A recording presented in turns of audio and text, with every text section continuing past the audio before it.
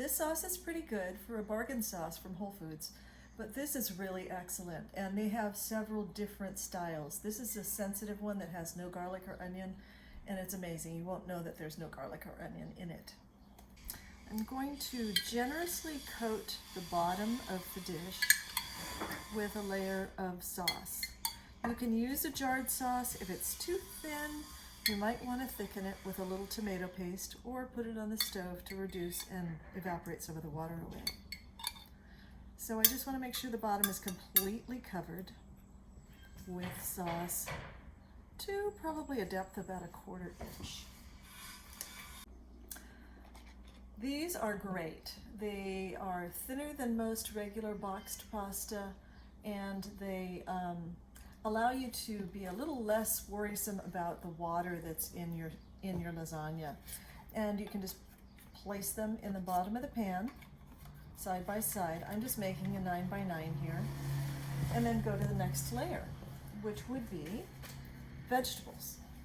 I've roasted the vegetables, and I'm just going to place them pretty densely in the bottom here so that they're almost touching and filling the space at the bottom. You can start with whatever vegetable you like. I'm starting with the carrots because they are denser and they will hold up better in the baking process. These are done to tender crisp. They're not crisp, but they're not mushy because they will continue to cook in the lasagna.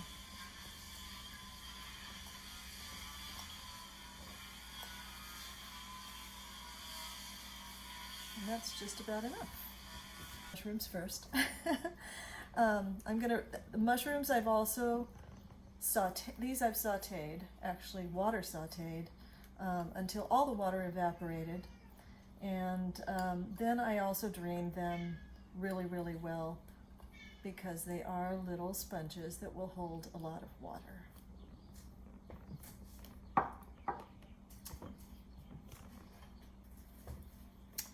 Next comes glue, also known as mozzarella cheese. So I just get a shredded mozzarella to make it a lot easier. And I don't get super generous with this because I'm also going to use a bechamel sauce to make it really nice and creamy.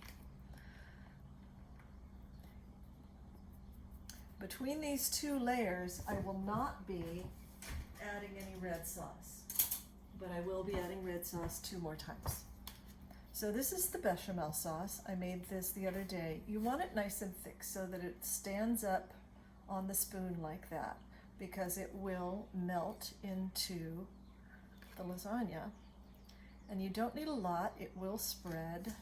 And I make a bechamel that is made with herbs, either fresh or dried, nutmeg, milk, and butter.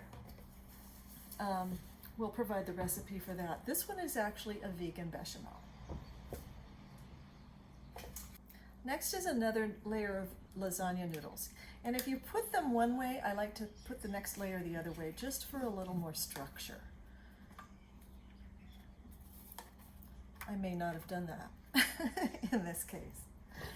Now I will add a little more sauce to cover this layer and to soften up these dry, hard noodles. So these are Barilla no boil noodles.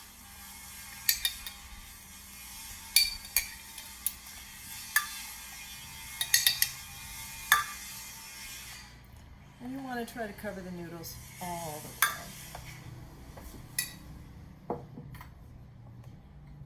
So my next layer of veggies is going to be the zucchini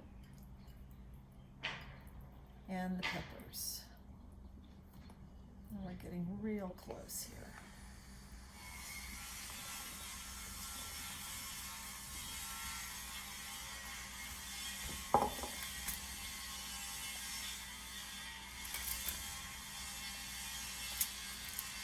It's always nice to have extra veggies in your refrigerator that are already grilled because they make great sandwiches and are wonderful in salads.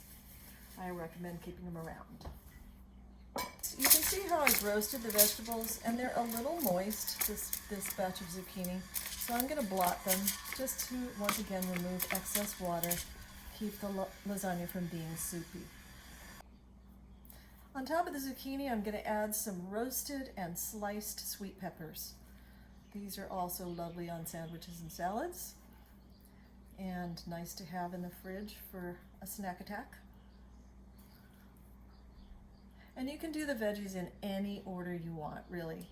And you can do any veggies you want. If you want to do spinach, you just have to get it really nice and dry after you saute it. Just getting the water out of the veggies is really important. There we go. Okay, one more layer of noodles right on top of that.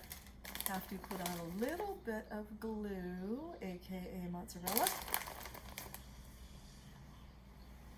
Not too much. Then another layer of these. Then a little more red sauce. I'm going to use the milder of the two on this layer, just for balance. And spread that around.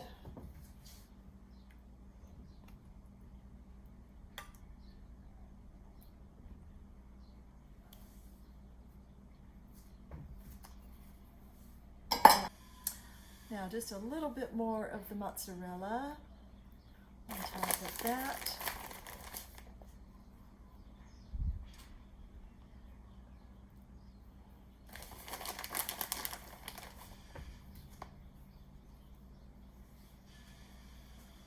And then some more of this creamy, delicious bechamel.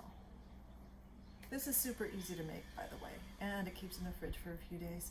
You can do this over a couple of days and just parcel out the work so it doesn't become a huge production. And you can also make several of them, wrap them, freeze them, and enjoy them at a later date. It freezes really well, it bakes up pretty quick, and make sure you let it rest after you've finished baking it.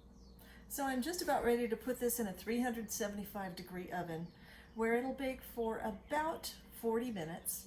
And I'll show you exactly how I'm going to wrap it to do that. I'm going to spray some parchment with a little bit of olive oil, kind of spread that around. It doesn't have to be olive oil, any neutral oil will do as well. And this will keep, hopefully, the cheese from sticking to the parchment. And then I'll cover it with foil. And the reason I do that, parchment first, is because with acidic foods you don't really want to put foil right on the top of it. So before I seal it up completely, I'm going to turn back a corner, just that much, so that steam can escape, so that it doesn't, again, get too watery. And then I'll wrap it completely, pop it in a preheated 375-degree oven, and when it comes out, you will let it rest for at least 15 minutes so that all of the cheeses start to solidify again. I hope you enjoy it. Bon appetit.